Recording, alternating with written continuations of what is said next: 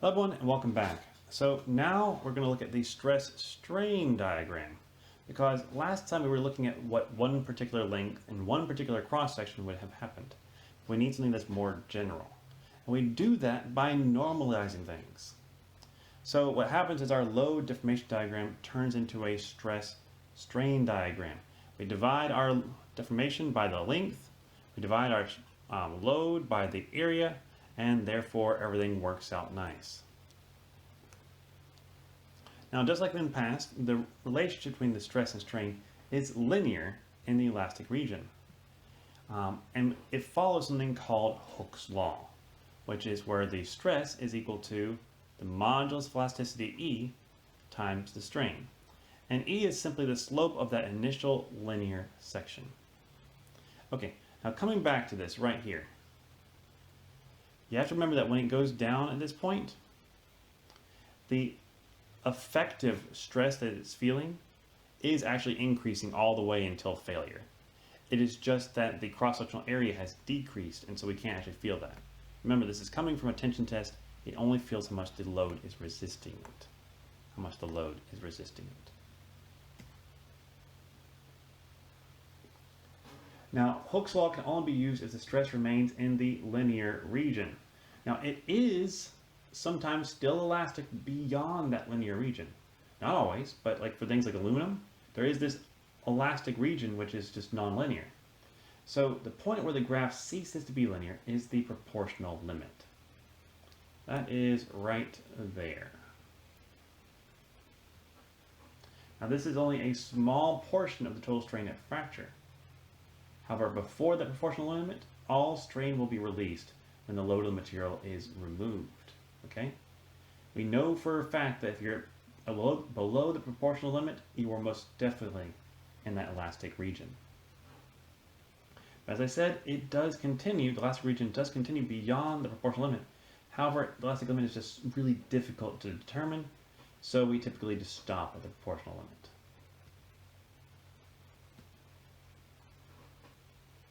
So here is an example of what you would have to do to determine the elastic limit. You keep on increasing it past the proportional point, which is right here, and you see, okay, does it go back? Yes, it goes back. Does it go back all the way? Yes, it goes back. Does it go back all the way? Yes, it does. Does it go back all the way? Yes, it does.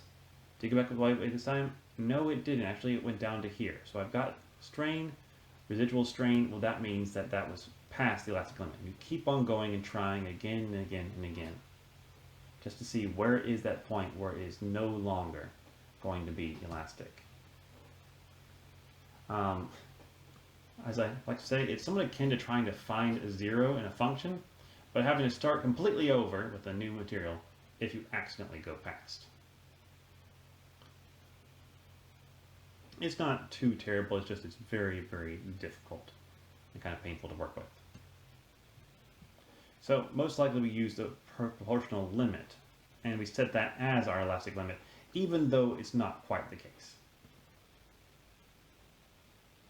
Okay, so work hardening.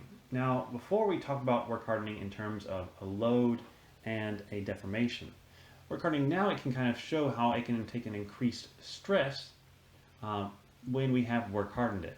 So this proportional limit, or the elastic limit as we're calling it right this second, is right there at first. Anything beyond that point, any strain beyond that point, is termed inelastic strain because it doesn't go away. When you have released the load, that strain will stay there. It will stay stretched by that percentage forever. But this strain acts to strengthen this material.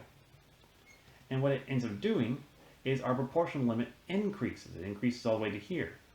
So wherever we stopped loading it, that is our new proportional limit, or at least it's very, very close to a proportional limit.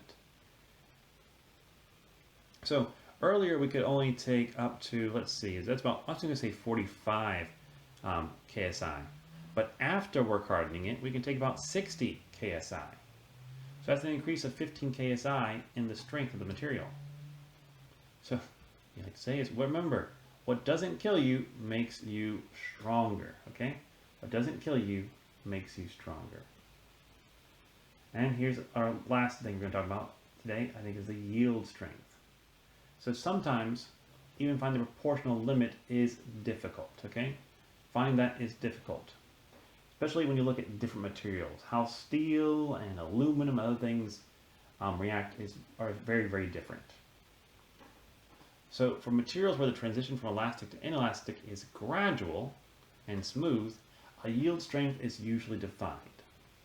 This is the stress at which a 0.2% strain, it's a very, very small strain, is left in the material after removal of the load.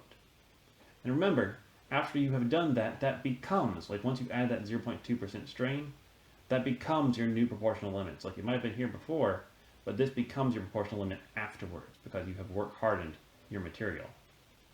So less than this being some arbitrary point, it becomes your proportional limit. You're just stretching it so that they all have the same proportional limit, which is defined as having that 0.2% strain in there. Okay, so we'll talk about this next time, but for now we'll end it here.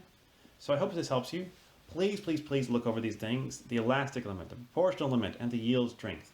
They're going to come up again and again in our problems. And while you can always reference them, make sure you know it. It's going to help you out in the long run.